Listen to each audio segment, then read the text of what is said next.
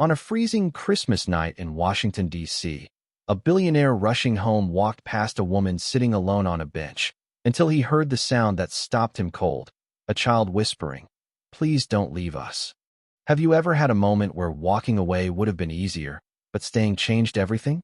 Welcome back to Tales of the Fireplace family. Here, we share stories that remind us of one truth: love and loss touch every soul, no matter who we are.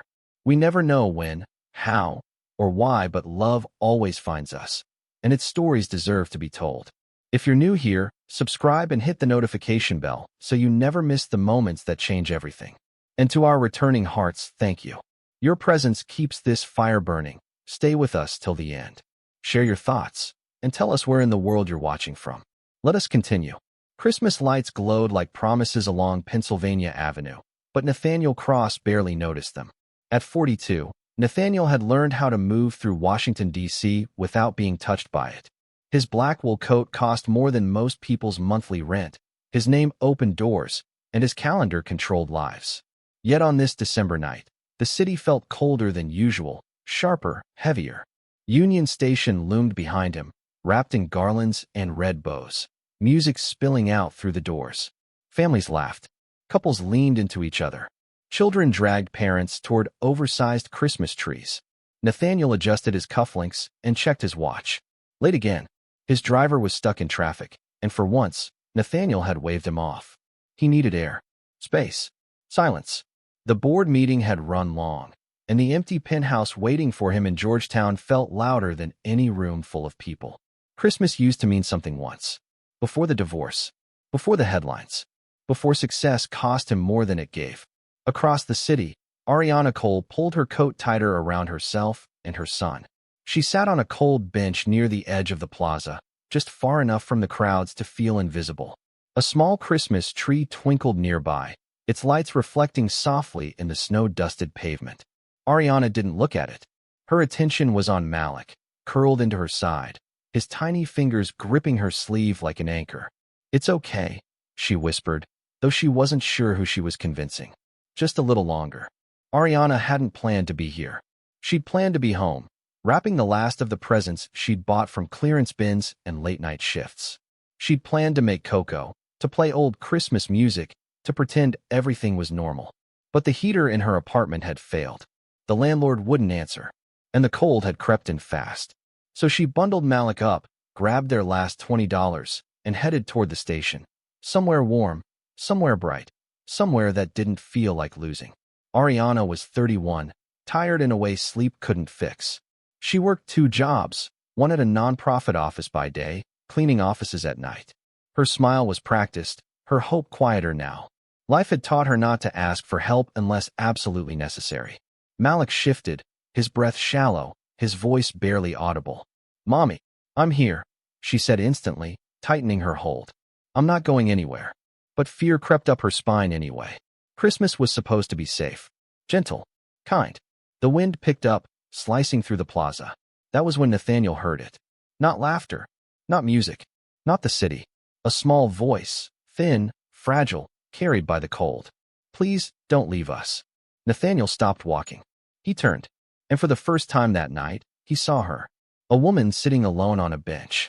A child pressed into her side. Fear wrapped around them both like a second winter coat. Something tightened in Nathaniel's chest, sharp and unfamiliar. And without fully understanding why, he stepped toward them. Nathaniel slowed his steps as he approached the bench, careful not to startle her. Up close, he could see the exhaustion lining Ariana Cole's face, the kind that came from carrying too much for too long. Her eyes flicked up, alert, guarded, already prepared to protect. "I'm sorry," Nathaniel said gently. "I didn't mean to intrude. Are you okay?" Ariana's first instinct was to say yes. Always yes. Always fine. Always, "We're okay." But Malik shifted again, a small shiver running through his body, and the truth pressed harder than pride. "We're just resting," she said. Her voice was steady, but her arms tightened around her son. "He's tired." Nathaniel noticed the boy's lips, too pale. His cheeks, too still. "How long have you been out here?" he asked. Ariana hesitated. The plaza lights blinked softly behind him. Christmas music drifted in fragments. "Not long," she lied. Nathaniel crouched slightly, lowering himself to their level. Years of boardrooms hadn't prepared him for this. Reading fear in a stranger's eyes, recognizing danger without a spreadsheet to explain it. "Ma'am," he said quietly, "it's below freezing." Malik's eyes fluttered open. He looked at Nathaniel, confusion clouded with fear. "Mommy, it's cold." That did it. Ariana swallowed hard, her voice cracking just enough to betray her. "Our heater went out. I thought Union Station would be warm. I didn't think it would take this long." Nathaniel stood abruptly, pulling off his coat. "No," Ariana said quickly, instinct flaring. "You don't have to." "I want to," he replied, already draping it gently over Malik, wrapping both mother and child in its heavy warmth. "Please." The cashmere coat swallowed them, expensive and unfamiliar, but immediately warmer. Ariana froze, not from cold this time, but from the shock of kindness. "Thank you," she whispered. Nathaniel checked his phone, calculating distances like a man used to solving problems fast. "There's a cafe around the corner. Warm, crowded. We can get him inside right now." Ariana hesitated. "Look," Nathaniel said softly, reading the fear in her eyes. "I know you don't know me. You don't know me trust. But your son needs heat. And fast." Malik looked up at his mother, eyes glassy. "Mommy, I'm sleepy." Her heart dropped. She nodded. "Okay." They moved quickly, Nathaniel keeping pace beside her, one hand hovering near Malik as if afraid to lose him to the cold air. Inside the cafe, warmth rushed over them like a blessing. The smell of coffee, cinnamon, and baked bread wrapped around Ariana's senses. Nathaniel waved down the barista. "Hot chocolate. Extra warm. And soup. Whatever you have that's hot." Ariana sat Malik down, rubbing his hands gently, murmuring reassurance. Nathaniel watched, something in his chest shifting. This fierce, quiet devotion felt achingly familiar. The hot chocolate came first. Malik sipped slowly, color returning to his cheeks. Ariana exhaled for the first time in what felt like hours. "I'm Ariana," she said finally, glancing up at Nathaniel. "And this is Malik." "Nathaniel," he replied. "I'm glad I heard you." She met his eyes then, really met them. "So am I." Outside, snow began to fall harder, the city glowing with Christmas lights that suddenly felt less mocking and more like hope. Do you think moments like this are fate, or just people choosing kindness when it matters most? Tell me what you believe. By the time Malik finished his soup, the color had fully returned to his cheeks. Ariana watched him closely, counting each breath, each blink, each swallow, only relaxing when his small shoulders finally slumped with warmth instead of exhaustion. He leaned against her, eyes heavy, safe for now. "Thank you," she said again, quieter this time. "You didn't have to do all this." Nathaniel stirred his untouched coffee. "I know." That answer unsettled her more than false modesty would have. They sat in silence for a moment, the cafe buzzing around them. Laughter, steam, Christmas music drifting from overhead speakers. It felt like a bubble, temporary, fragile. Ariana broke it first. "We should go," she said, shifting Malik gently. "He needs sleep." Nathaniel glanced at the window. Snow fell thick now, blurring the streetlights. "Where are you staying tonight?" Her jaw tightened. "We'll manage." He didn't push immediately. Years of negotiations had taught him that pressure too early caused people to shut down. "Ariana," he said carefully, "it's not safe to be out in this weather again. Especially with him." Her shoulders squared. Defensive. "I appreciate your concern, but we're not your responsibility." There it was. Nathaniel nodded slowly. "You're right. You're not." But the words felt wrong even as he said them. Ariana stood, adjusting Malik's hat, careful not to look at Nathaniel too long. The warmth of the cafe had made the cold reality waiting outside feel even harsher. "I can't get used to help," she admitted suddenly. "It makes things harder when it disappears." Nathaniel rose as well. "Help doesn't always disappear." She looked at him then, really looked. His coat still wrapped around Malik. His phone buzzing ignored on the table. The way his attention never drifted far from her son. "You don't know that," she said softly. "No," he agreed. "But I want to try." The words surprised them both. Ariana stepped back. "I shouldn't let a stranger into our lives. I've made mistakes before, trusted people who vanished when things got difficult." Nathaniel felt the familiar pull of retreat, the instinct to protect himself from emotional risk. This was exactly why he avoided situations like this. Feelings complicated things. Attachments came with consequences. I'm not asking to be part of your life, he said, even as something inside him protested. Just let me make sure you're safe tonight. Her grip tightened on Malik. Why does this matter to you? He hesitated. Because my apartment is too quiet. Because Christmas means nothing when you're alone. Because walking away would feel like losing something I haven't even had yet. Instead, he said, because I couldn't keep walking. Ariana studied him, searching for the catch. Finally, she shook her head. I can't. The word landed heavier than she intended. Nathaniel stepped aside, giving her space. Okay. She walked toward the door, the bell chiming sharply as it opened. Cold air rushed in, erasing the cafe's warmth in an instant. At the threshold, Ariana paused. Malik stirred, his voice sleepy but clear. Mommy, the nice man. She closed her eyes. Nathaniel waited, heart pounding, unsure which answer he feared more. She turned back slowly. Just for tonight, she said. That's all. Something loosened in his chest. Just tonight, he agreed. Outside, the snow kept falling, soft, relentless, changing the city one quiet moment at a time. If you were Ariana, would you trust him for one night? Or walk away to protect yourself? Share your thoughts. Nathaniel's penthouse overlooked the Georgetown waterfront, its windows glowing warmly against the snowfall. Christmas lights framed the balcony railings, tasteful and restrained, decorations chosen by an assistant, not by Joy. Ariana noticed everything the moment the elevator doors opened. The quiet, the space, the kind of order that came from control, not comfort. This is a lot, she murmured, shifting Malik against her shoulder. You can say too much, Nathaniel replied, kicking off his shoes. I usually do. She almost smiled. He led them inside, setting his coat carefully on a chair. Malik whimpered softly as the warmth enveloped him again. Bathrooms down the hall, Nathaniel said. There are towels. Extra toothbrushes. I'll put fresh sheets on the guest bed. Ariana hesitated. You don't have to. I know, he said gently. But I will. He worked efficiently. Thermostat turned up, kettle on, lights dimmed to a softer glow. Ariana watched, arms crossed, wary but exhausted. Malik was asleep within minutes, curled up on the guest bed like he'd been waiting for permission to rest. Ariana stood there longer than necessary, listening to her son breathe. Nathaniel hovered in the doorway. He's safe here. She nodded, swallowing emotion she didn't want to name. In the kitchen, they sat across from each other with mugs of tea. Snow pressed against the windows like a secret. You don't do this often, she said. Do what? Let strangers into your life. He shook his head. No, I don't.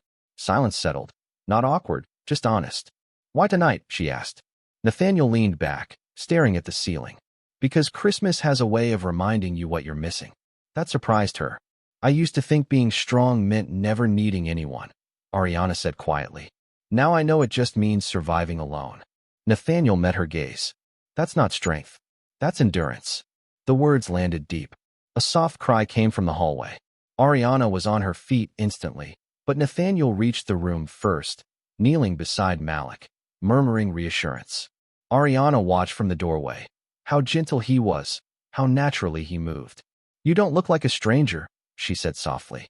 Neither do you, he replied. For the first time that night, Ariana allowed herself to sit on the couch and exhale fully. The city outside blurred into snow and light. Just one night. But already, it felt like more. Do you believe one night can change a life? Or does real change take longer? Tell me what you think. Morning arrived quietly. The snow had softened overnight, blanketing Georgetown in white, so clean it almost felt unreal. Christmas lights still glowed faintly along the waterfront, stubbornly refusing to let the night go.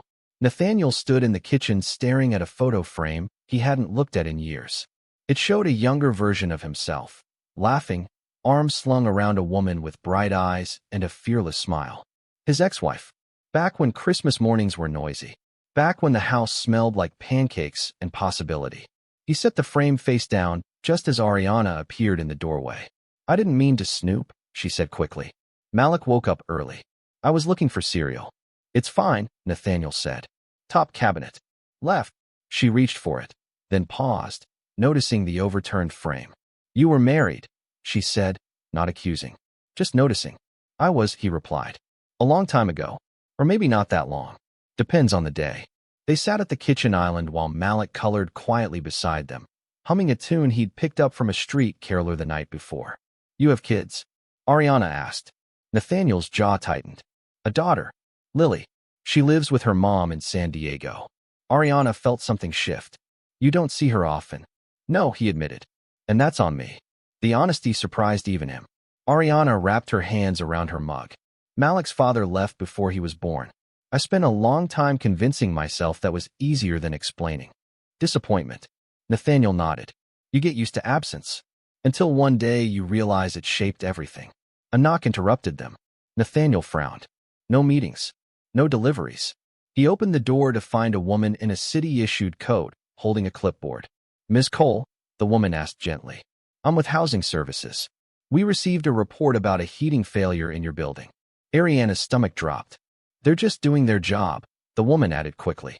But with a minor involved, we need to ensure temporary housing is secure. Nathaniel looked between them, understanding dawning fast. Ariana stood, shoulders tense. I didn't ask for this. I know, the worker said kindly. But we have protocols. After she left, silence filled the apartment again, this time heavier.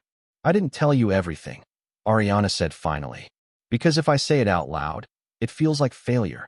Nathaniel waited. I've been one bad month away from losing everything for years, she continued. I'm always almost okay. Almost safe. Malik looked up. Mommy.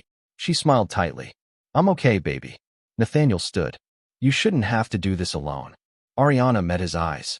That's the problem. The moment I believed that, I could lose it all. Outside, snow slid off rooftops in soft avalanches.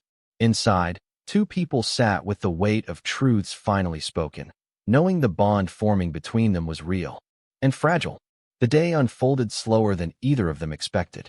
Snow kept falling, light and unhurried, as if Washington, D.C. itself had decided to pause. Nathaniel canceled his morning meetings with a single text. Ariana noticed, but didn't comment. They stayed in. Malik built an elaborate snow fort out of couch cushions and blankets, declaring the living room officially protected from imaginary monsters. Nathaniel crouched beside him, helping reinforce the walls with throw pillows that had never been touched before. These are structural supports, Nathaniel said solemnly. Malik giggled. You're funny for a grown-up. Ariana watched from the kitchen, arms folded, heart loosening against her will. Later, they baked cookies, burnt the first batch, laughed over the second. The smell of sugar and cinnamon filled the apartment, layering warmth over space that had always felt too clean. You don't have to stay, Ariana said once, quietly. I don't want to be a disruption. Nathaniel looked at her like she'd missed the point entirely. You're not disrupting anything, he said. You're changing it. They talked, carefully at first, about childhood memories, about dreams delayed and detours taken, about the exhaustion of always being the responsible one. Ariana shared stories of Malik learning to read early, of bedtime routines held together by consistency and love. Nathaniel talked about Lily's favorite Christmas ornament, the one shaped like a paper star she'd made in kindergarten. At dusk, they stood by the window watching the city glow. This feels dangerous, Ariana admitted softly. Why? Because it feels good. Nathaniel nodded. That's usually when we run. She smiled sadly. I've been running my whole life. Malik tugged on Nathaniel's sleeve. Can we watch a Christmas movie? Nathaniel glanced at Ariana. She hesitated, then nodded. They sat together on the couch, Malik between them, already asleep before the opening credits finished. Ariana leaned back slightly, careful not to cross a line. Nathaniel adjusted a blanket around them all. For the first time in years, his apartment felt alive. Outside, church bells rang faintly. Somewhere nearby, carolers sang off-key. Inside, two guarded hearts rested dangerously close to hope. The call came just after midnight. Nathaniel's phone vibrated against the coffee table, sharp and insistent in the quiet room. He glanced at the screen, frowning when he saw the caller ID. PR director. He hesitated. Ariana was half asleep beside him. Malik sprawled across her lap, his small breath steady. The warmth of the moment made the phone feel like an intrusion. Nathaniel stood and moved into the hallway. This better be urgent, he said under his breath. It is, the voice snapped. Nathaniel, there are photos. Someone recognized you. Christmas Eve, Georgetown. A woman. A child. It's already online. His stomach dropped. They're spinning it fast, the director continued. Hero narrative. Lonely billionaire saves struggling mom. But there are questions. Who is she? Why was she with you? And are you exploiting this? Nathaniel closed his eyes. Shut it down, he said. No statements. No interviews. You can't ignore this, she warned. It's gaining traction. When he hung up, the apartment felt colder. Ariana was awake now, standing near the doorway, her arms wrapped tightly around herself. I heard, she said quietly. Nathaniel stepped toward her. I'm sorry. This isn't what I wanted. Her voice trembled. Then why does it feel like my worst fear just came true? What do you mean? She gestured around them. This. Safety. Warmth. A man with resources I'll never have. And now strangers are watching. Nathaniel tried to explain. I never meant. I don't want to be your charity, she snapped, pain sharp in her eyes. Or your Christmas story. The words cut deeper than she intended. That's not what this is, he said, voice rising despite himself. You think I'd invite cameras into this? You didn't have to, she replied. They came anyway. They always do when someone like you is involved. Silence fell heavy. Malik stirred, confused by the tension. Ariana knelt quickly, brushing his hair back. It's okay, baby. Nathaniel watched, felt the distance stretch. I can't do this, Ariana said, standing again. I can't let my son grow up thinking safety only comes from someone else's power. Ariana. No, she interrupted. This was a mistake. Her eyes glistened. I knew it was too good to be real. She began gathering their things with shaking hands. Nathaniel stood frozen, every instinct screaming to fix it, but some breaks couldn't be negotiated away. At the door, Ariana paused. Thank you, she said softly, for reminding me what warmth feels like. Then she left. The door closed with a sound that echoed through the apartment. Nathaniel sank onto the couch, the city's Christmas lights flickering uselessly outside. For the first time in years, he felt truly alone. Morning came without celebration. No carols. No laughter. No small feet padding across the floor. Nathaniel sat alone at the kitchen island, the same place where Ariana had stood the day before, her hands wrapped around a mug like it was the only thing keeping her upright. The apartment felt cavernous now, every room echoing with what was missing. He hadn't slept. His phone lay face down, buzzing periodically with messages he refused to read. The headlines were already written. He didn't need to see them. He kept seeing Malik's face when Ariana pulled him toward the door, confused, scared, asking questions no one answered. This is what you do, Nathaniel thought bitterly. You hesitate, and people leave. Across the city, Ariana sat on the edge of a borrowed bed in a cramped guest room at her cousin's apartment in Silver Spring. The heater rattled uselessly, coughing more cold air than warmth. Malik slept fitfully beside her. She watched him breathe, guilt twisting her chest. Did I do the right thing? She whispered into the dark. Her phone buzzed. A message from an unknown number. Ariana, this is Nathaniel. I don't want to scare you or pressure you. I just need you to know something. She stared at the screen for a long moment before opening it. I'm not offering safety because I'm rich. I'm offering it because I care. And if caring costs me my reputation, my privacy, or my pride, I'll pay it. Tears slid down her face before she could stop them. Another message followed. Malik left his snow gloves here. He told me they make him brave. She laughed through tears. Nathaniel stood by the window back in Georgetown, watching snow melt into slush. For the first time, he didn't reach for control. He'd already made his choice. Ariana typed slowly. I don't know how to accept help without feeling small. The reply came instantly. Then don't accept help. Accept partnership. Silence stretched between messages. Then, can we talk? Ariana closed her eyes. Yes, she typed. We can talk. And with that single word, something fragile, but real, found its way back to life. Snow fell again on Christmas morning. Not the harsh kind. Soft flakes drifting lazily through the quiet streets of Washington, D.C., settling gently on rooftops and sidewalks like the city itself was breathing out. Nathaniel stood outside Union Station, hands tucked into his coat pockets, nerves twisting in his chest. Around him, families reunited, laughter echoed, carolers sang slightly off-key. Life moved on, loud and hopeful. He wasn't sure she would come. Then he saw them. Ariana emerged from the crowd holding Malik's hand, bundled in mismatched winter layers, eyes searching until they found his. Malik spotted him first and broke free, running forward. "Nathaniel," he shouted. Nathaniel dropped to one knee just in time to catch him, the impact knocking the breath from his chest and somehow giving it back at the same time. Ariana stopped a few steps away. "You came," she said. "So did you," he replied. They stood there, the noise of the station fading into background hum. "I'm still scared," Ariana admitted. "But I realized something last night. Walking away didn't make me strong. It just made me lonely again." Nathaniel nodded. "I'm scared too. I don't want to love halfway anymore." Malik tugged on both their hands. "Can we go somewhere warm now?" They laughed, together. Later, back at the apartment, Christmas unfolded quietly. Pancakes burned. Wrapping paper littered the floor. Malik declared Nathaniel officially part of the fort. Ariana watched them build it, her heart settling into something new. Nathaniel met her gaze across the room. "Stay," he said simply. She didn't answer right away. Then she nodded. Months passed. The headlines faded. The noise quieted. What remained was real life. School mornings, late dinners, shared responsibility. Ariana found stability. Nathaniel found purpose beyond success. On a December evening 1 year later, Nathaniel stood in the same living room, now cluttered and alive. "I love you," he said, no armor left. Ariana smiled, tears shining. "I love you too." Malik grinned from the couch. "So, does this mean forever?" Nathaniel pulled them both close. "Yes, it means forever." Outside, Christmas lights glowed, no longer mocking, but welcoming. Some loves arrive late. Some arrive unexpectedly. But when they do, they stay. Do you believe love can find you when you least expect it, especially after you've given up on it? Tell me in the comments. And if this story moved you, share it with someone who believes in second chances.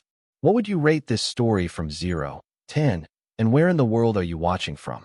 Drop your country in the comments. Let's build a global community rooted in kindness, love, and second chances. If this story touched your heart, please subscribe and share it with someone who would enjoy it too. Your support brings us closer to our 1K subscriber milestone and fuels our mission to create more emotional stories centered on resilience, healing, and Black excellence. Thank you for being part of this journey with us. Your presence truly matters.